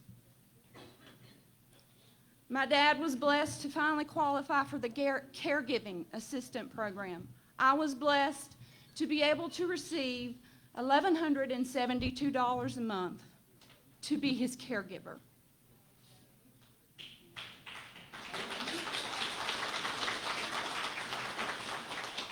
Simple math, folks. $1,172 a month kept him off of Medicaid and out of a nursing home. And they're going to gut these programs. When Medicaid is gutted, what are the folks in the nursing home going to do? Are they going to be out on the street? My mother also, because she was married to a World War II veteran, benefited from the caregiving program. Because of that, I was able to keep her at home. She was diagnosed with early onset Alzheimer's. I lost her at 71 years old. But I was blessed to be able to keep her in my home because of the VA caregiving program and off of what they call, I can't even think of the word, I'm so mad, entitlement program. I kept her off of your entitlement programs and kept her in my home and made sure she was cared for with dignity. And Medicaid's going to be gutted. And folks that have served our country are going to have nowhere to go. Yes, I'm mad. And they won't. I have called every one of them but Riley Moore, and no response. Where are you today? You gutless chickens. Thank you.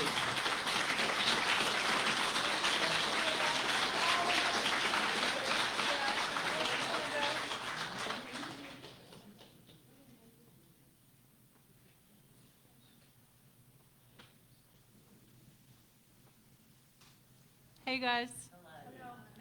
My name is Casey Day, and I am a licensed professional counselor in West Virginia. I was born and raised in Elkins, near the beautiful Monongahela National Forest, and that was some of my stomping grounds and favorite place in the world. So just want to say also my thoughts are my own, and they don't represent any organizations or past, current, future employers. So I am an LGBTQ plus advocate. My comments and questions don't neatly fall into any of these categories, but I believe this is very important and affects all of us. I want to say that the war on woke is based entirely in ignorance and prejudice. Same with DEI. I was born to a poor single mom, and I was blessed with some of these entitlements, and so is my mother. If they want to drug test her to get her benefits, they need to do the same for politicians. If they want to say what she can buy with her Medicare card. I want to say that the war on woke and DEI is based entirely on ignorance and prejudice. It's a blatant assault on our First Amendment rights of separation of church and state. It is unconstitutional and is an incredible waste of time, divisive, dangerous, and hateful. MAGA is a cult, and they are using every dictator strategy in the book. If you haven't read the book, read the book before they make us burn them while you're still allowed. They're using every dictator strategy to divide and distract us from real issues. The sports issue is separate and can be handled separately. Getting outperformed in a swim meet is not a hate crime. That hate crimes against LGBTQ individuals are real. LGBTQ and my trans clients don't come to me because they're being groomed into being trans. That is not a thing. They are being ostracized. Their self-esteem is hurt. They're covered with scars from self-harm. They've had repeated hospitalizations and suicide attempts, and they're some of the most vulnerable population, especially trans women. And they are safer in the bathrooms where they pass. Trans people are just people.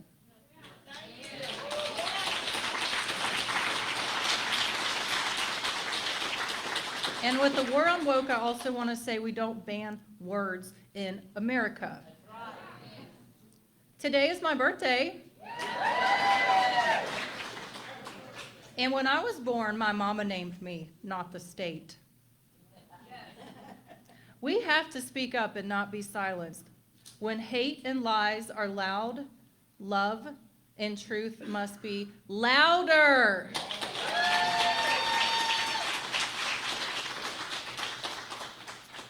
Please sign my petition to protect trans rights in West Virginia. The link is change.org/transrightswv. I have a QR code that you can scan if you're interested afterwards. So my question to the legislators is, have you met a trans person? Do you know any trans people personally, and have you heard their stories? Is it fair to pass legislature without listening to research, knowing a single thing about the science of gender, biology, and science? Don't sell us out to corporations for votes and money. Don't pollute and destroy our beautiful land for votes, money, and power. Please have the courage and integrity to show up, engage, be informed, and stand up for the needs of all West Virginians. Pronouns are not worth sacrificing our democracy. Stand up now, because if not, we really could lose it all. Thank you. All right, come on. I think we have one or two more comments on public benefits, and then we'll switch to foreign affairs. We got about a half an hour left, so try to stick to the 2-minute sign if we can. And our good friend, Jean Nutter, is right here. I can hardly see over this. Hi, guys. My name's Jean Nutter. I ran last year for the House of Delegates. I'm from Nicholas County, and and I am a true blue Democrat at a Republican Party. Oh, I'm sorry. I'm a true blue Democrat at a Republican Party. But the Republicans didn't show up, so it's fine. I have a couple things to say about my background. One is I'm married to a veteran. One is I have a gay granddaughter and a trans granddaughter. And I live with the struggle in West Virginia of just what the entitlement programs provide throughout my whole family. But my gay granddaughter happens to be a welder.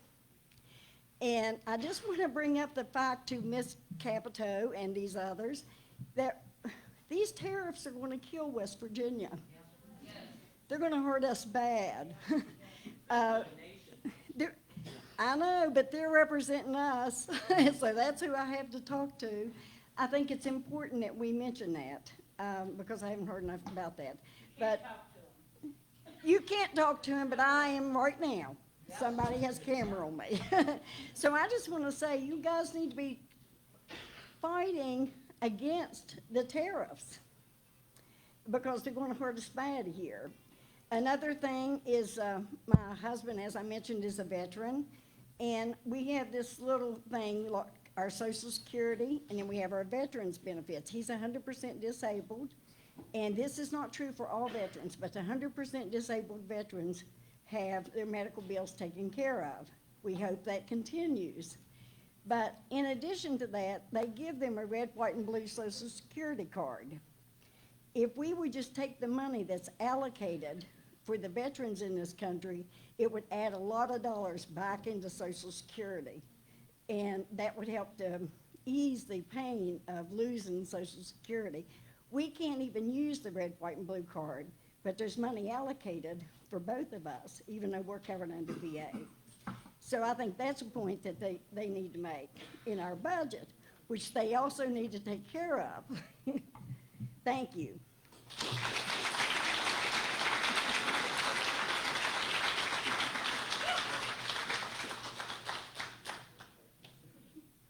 I just want to state the obvious.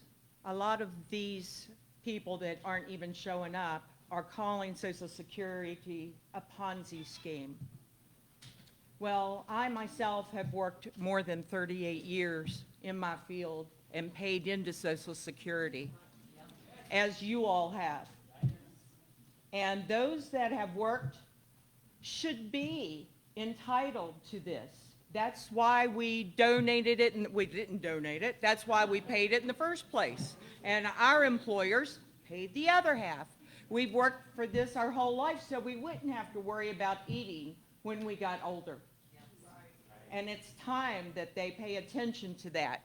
How many of us are elderly, have someone elderly that is dependent on welfare in this room?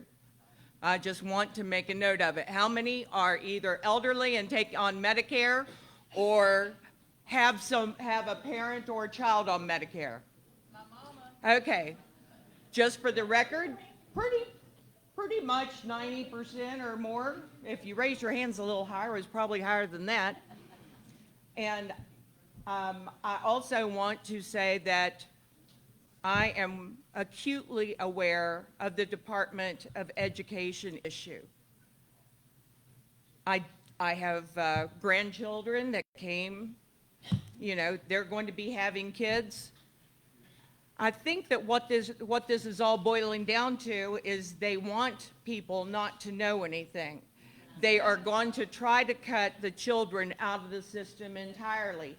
They've already got the hope, I don't know what it's called, but the hope thing. They're taking $5,000 per kid, but a lot of people who have no money to eat on now are using that $5,000 and not teaching the kids. Now, some of them are good homeschoolers, but most of them are not. And I think if you want to homeschool, great, but don't take the money from the public school system for it.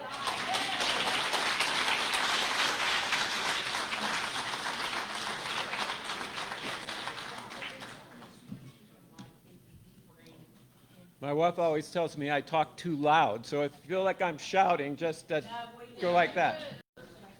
So my name is Dan Doyle, MD. I worked for 45 years in Fayette County, along with my wife, Linda Stein, who's a social worker, at New River Health Center, a federally qualified health center. And I guess, first of all, I want to thank the people who organized this event. Pam Garrison,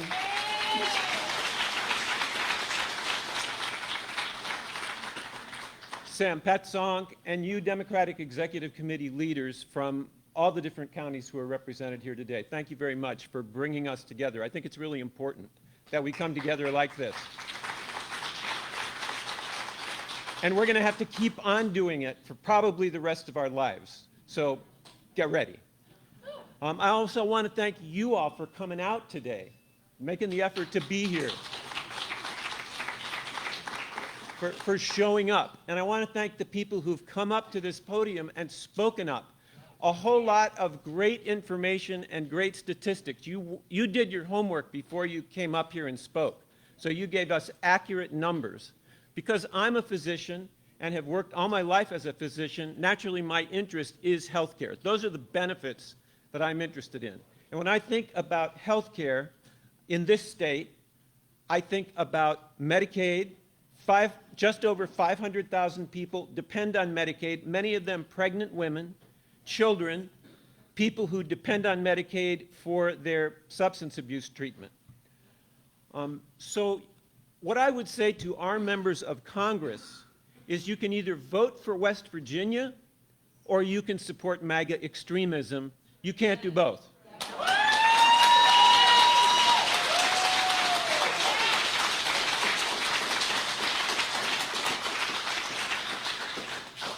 You can vote for West Virginia, You can vote for West Virginia, or you can vote for Trump-Musk dictatorship, but you can't have it both ways. You can't do both. I've called them, and they have got back to me, and their answers are BS. They're justification for what they're doing. But I would also like to say to us, there's some things that we should be doing. We're in danger of losing our democracy, as people have already pointed out. And so what I would say to us, first of all, you heard Mike Pushkin say, run for office. We need people to run for office. But don't tell your children and grandchildren that all politicians are corrupt and all government is bad. We have to defend and respect people like Mike Pushkin and like Sam, who've run for office, and other people who make the effort to serve in office. So don't put it down. Another thing is that it's not enough to campaign every 2 years. Work for good government every day. And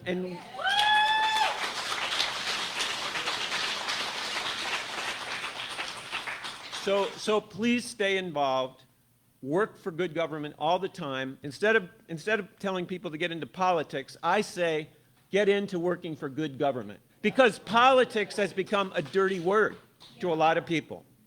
And I'll just wrap up by saying again to my Congresswoman, Carol Miller, Riley Moore up north, Capito and Justice, you can be for West Virginia, you can vote for West Virginia, or you can be for Trump, Musk, and dictatorship, but Shelley, you can't have it both ways.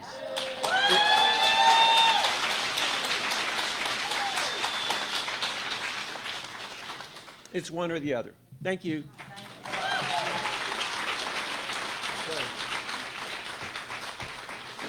All right, folks, we've heard a lot. You all have been here for a while.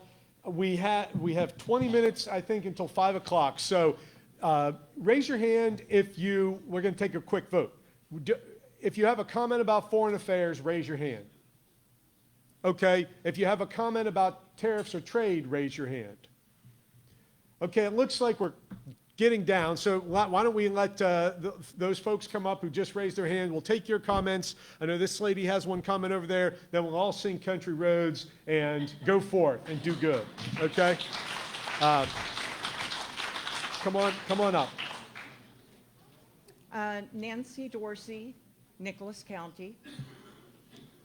I just want to say that my father who fought in World War II, my grandfather who fought in World War I, and aunts and uncles who have been in the military would all roll over in their graves if they knew that the U.S. was siding with Putin without asking the opinion of the American people. This is not just something that somebody can do flippantly. We cannot turn against our allies. That is all that protects us. They have taken the top military out of the government, the ones with knowledge, the ones that are leaders. What are we going to fight with now that we're in all these territory wars? Huh? What are we going to fight with? You want Hegseth to actually fight a war to take over these countries? I'm not sure that without our leadership of our military, because everybody's been fired, if we could even take over Greenland. Forget the rest of them. But seriously, they've taken all of the people with the education and knowledge out of positions. Did we vote for that? No. And I want to know, out of everybody here, how many people are for Putin, who want our country to follow Putin? No. Come on, I want hands. Who's for Putin? Well, for the record, there is not one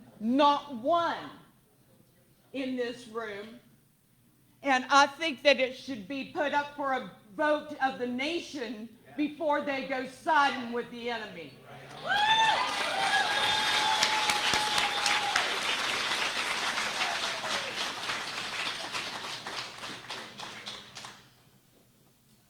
Which one is the real make? This one. And well, we have a real mic at our fake event.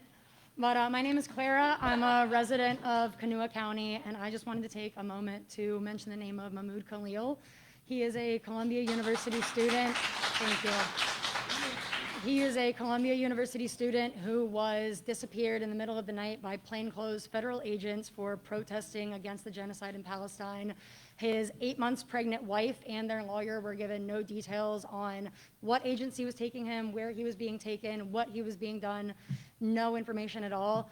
I just want to say it is an extremely slippery slope to go from disappearing people who are here illegally, who have the proper papers, who even, are here on a student visa. It is a really slippery slope from disappearing people who may not have the full naturalized American citizenship but are still here in our country contributing to our nation, to disappearing naturalized or fully American-born American citizens. So my question to the West Virginia legislators is, what are you doing about this? What are you doing to ensure free speech when people are speaking out against tyranny in your country? What are you doing to protect us as a people? And I also want to say we have a protest in Charleston at the state capitol every single Saturday at noon. Please come out and join us. We would love to have you there. Please don't forget the name of Mahmoud Khalil. He deserves justice. Thank you.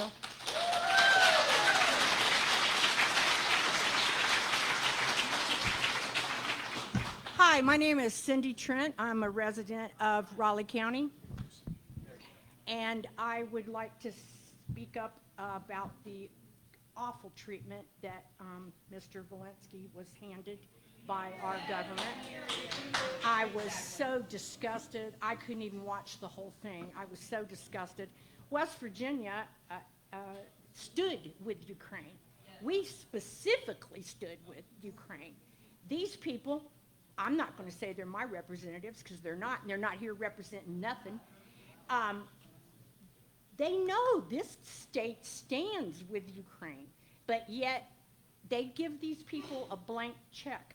You've got a man that thinks he's the king, the other guy thinks he's the emperor, all a cabinet full of oligarchs. I don't understand what's going on in my country, but everybody needs to stand up, resist, speak out. Don't let this go without trying to do something about it. And God bless the state of West Virginia, and God save the United States of America.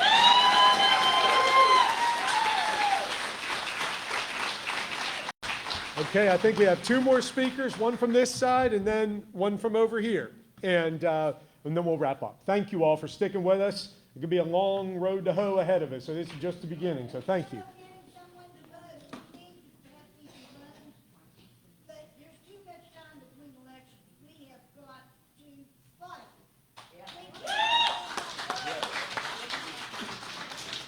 I just wanted to say a couple of things about some of the cuts. The first big cut was U.S. aid. The first big cut was U.S. aid. Now, a lot of people think that's a big waste of money. Polls that have been done show that most people believe that 25% of the federal budget should go to U.S. aid. And when asked how much they think should go to it, they feel 10%. Do you know how much of the budget federal aid is? It's less than 1%, something like 0.7%. It's minuscule, and yet what it does is enormous. The goodwill that it spreads for Americans across the board, the deaths that it prevents, the help that it gives starving people and very sick people. What happens when Americans are pulled out of that, they move into the arms of China and Russia, who is waiting to help those people and take the place. Zelensky has already been mentioned. He has been fighting a proxy war for democracy for 2 years now, this tiny little country against an enormous aggressor. I just want to say one more thing as well. We keep saying that these people will not vote. I truly believe it's more sinister than that. They are afraid. And some of them are afraid of being primaried, but many of them are simply afraid for their lives because they have been threatened. Their families have been threatened. and they have said these kinds of things behind the scenes. That's even more frightening. The fact that they won't act, the fact that they are frightened of their president to act. Keep that in. Step down, do your job or step down. I agree with you, but that is the situation that we've got.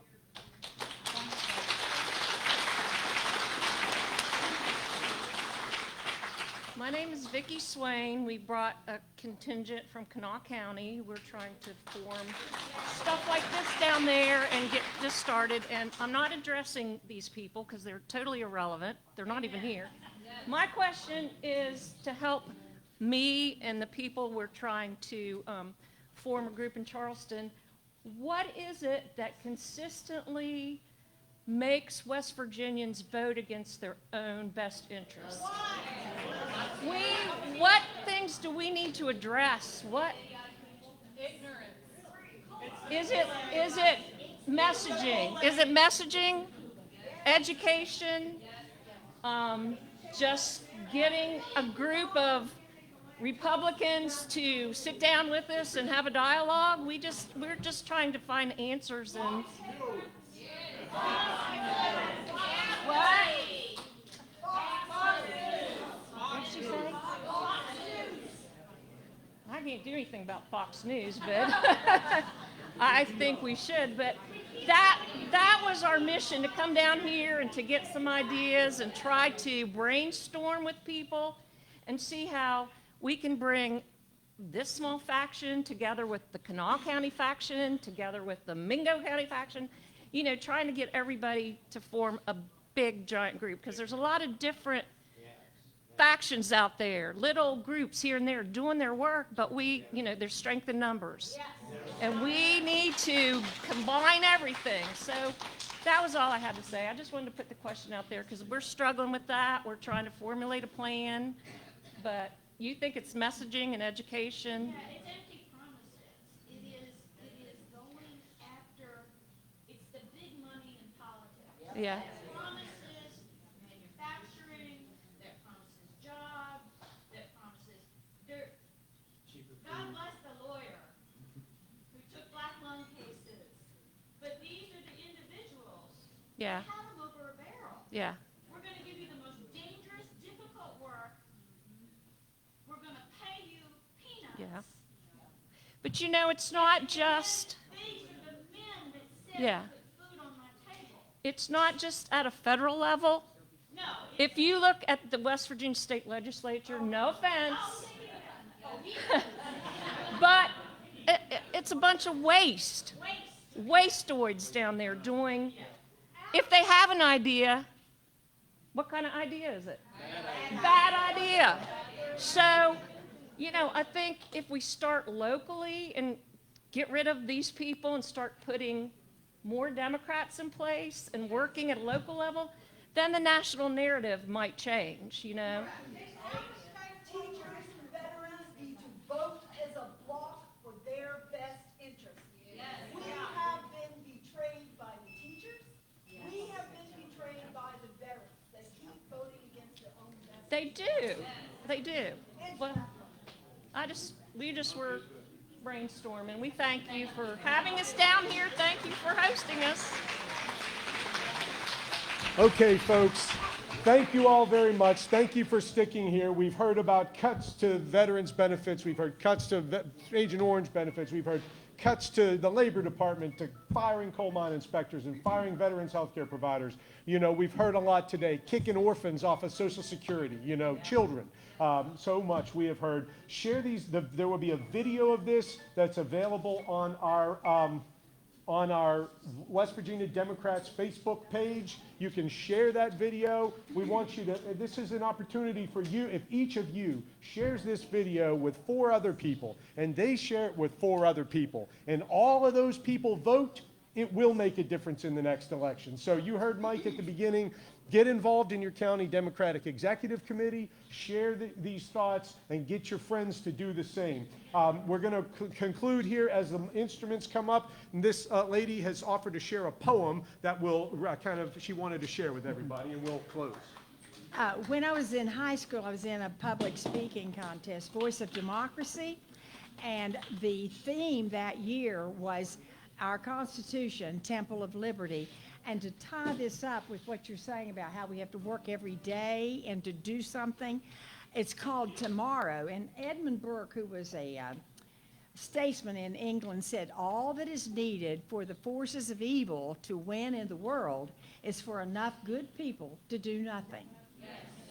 And we are the good people, and we are little people, but we can band together.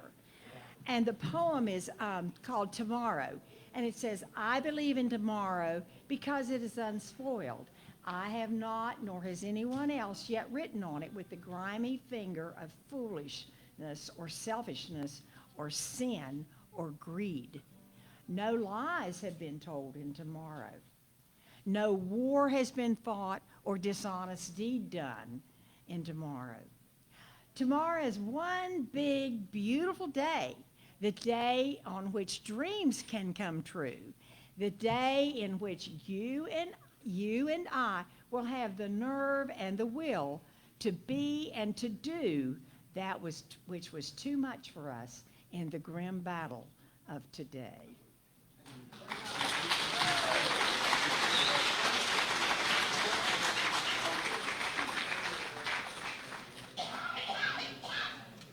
Real quick, one more round of applause for the county chairs who organized this event. Please get involved in your county Democratic executive committees. It's a way to get involved and stay involved. Another big round of applause for Sam Petzonk for emceeing this event.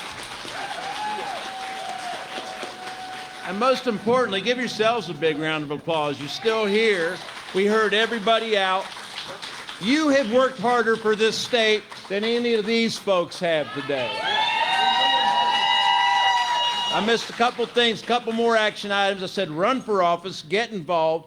Also, every Sunday night during the legislative session, you can find it on the West Virginia Democratic Party website, we are hosting Zoom town halls where several members of the legislature, of course, Democratic members of the legislature, are having open Zoom meetings where they're answering any questions about state politics, about legislative stuff. And also, on Saturday, April 5th, there is going to be a big rally at the Bad Idea Factory that will be organized by the Democratic Party.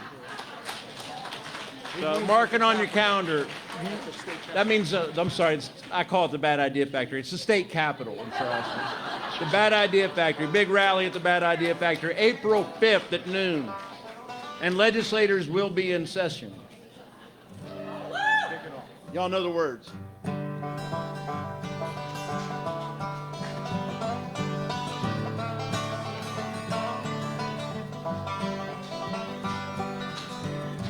Almost heaven, West Virginia, Blue Ridge Mountains, Shenandoah River. Life is old here, older than the trees, younger than the mountains, growing like a breeze. Country road, take me home to the place I belong. Mountain Mama, take me home, country road.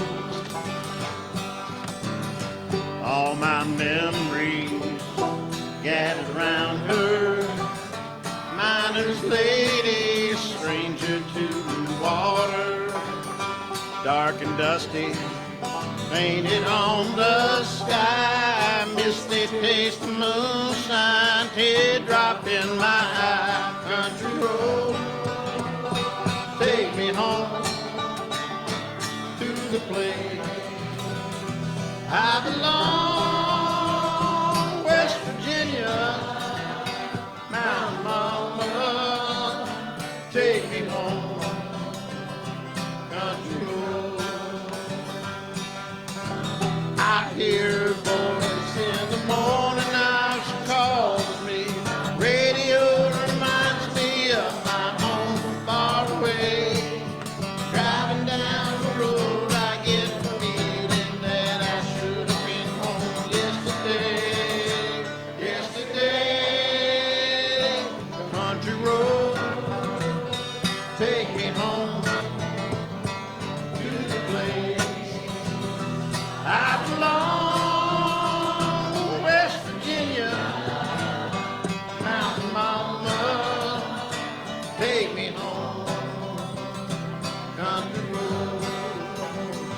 take me home, country road.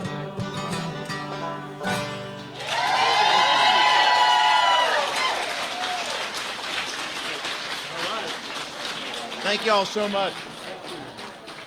We'll see you soon.